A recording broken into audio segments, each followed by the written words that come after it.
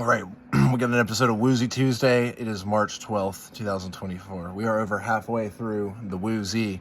So Tuesday is probably going to change soon, which is good. We're making it through the ancient texts. We're in chapter 3, verse 5, Army Discipline. Wu Qi said, "Soldiers die because they lack the right skills. They are defeated because they have not honed the proper strategy. Therefore, training is an essential part of commanding an army. If one man can learn how to fight, he can train 10 others. If 10 learn, they can train 100. 100 can train 1,000. 1,000 can train 10,000. If 10,000 learn how to fight, they can train an entire army. March only a short distance to meet an enemy who has just marched a long way. Meet him when you are well rested and the enemy is tired, and attack with full stomachs while the enemy is hungry." So a lot of those tenets, right, we have studied in The Art of War. If your troops are in a round formation, force them to assume a square one. If they are sitting down, force them to stand up. If they are on the move, practice stopping. If they move to the left, make them move to the right. If they advance, make them retreat. If your troops are divided into smaller blocks, make them maneuver into one block. And if they are a cohesive force, break them up. Commanders should train their troops to adapt to every situation before beginning weapons training. This is how an army is educated. Yep. I guess before weapons training, you have to be able to adapt. You have to be able to figure it out as you go. I feel like a lot of people never stop figuring it out as they go, but they have to figure it out as they go, and they have mentors and things like that. And so that's what all of this is about, is using Sun Tzu and the Stoics and all of this philosophy as our mentor in a way.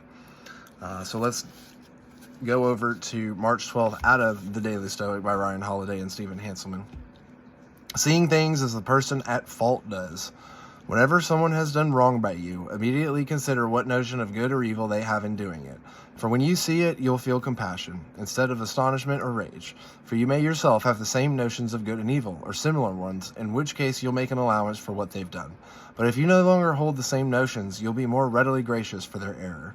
Marcus Aurelius, Meditation 7.26. Socrates, perhaps the wisest person to ever live, used to say that nobody does wrong willingly, meaning that no one is wrong on purpose either. Nobody thinks they're wrong, even when they are. They think they're right, they're just mistaken. Otherwise, they wouldn't think it anymore. Could it be that the slights you've experienced or the harm that others have done to you was not inflicted intentionally? Are you just taking it personally?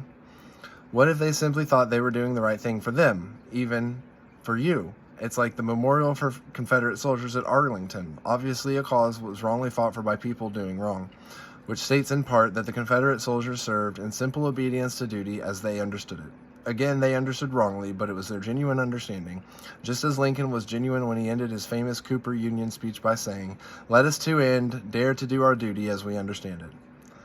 Let us to the end. So are you doing your duty? Are you doing what needs to be done every day?